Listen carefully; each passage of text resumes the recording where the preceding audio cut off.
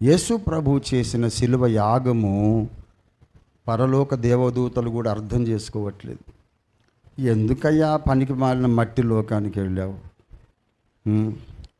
ఆ లోకానికి వెళితే నిన్ను పట్టుకొని కొట్టారు, దూషించారు, హింసించారు, నీ నెత్తురు చిందించాల్సి వచ్చింది, నీ ముఖాన్ని ఉమ్మి వేశారు.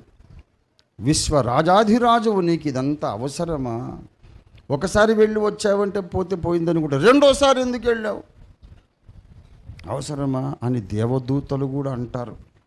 వాళ్లకు చూపించాలి, అరే పిచ్చోళ్ళారా, నేను ఎంత శ్రమపడినా, అవమానాలు అనుభవించినా ఆ బాధంతా మర్చిపోవడానికి చక్కనైన భార్య నాకు దొరికింది. అంటే ఎక్కడుందయ్యా భార్య?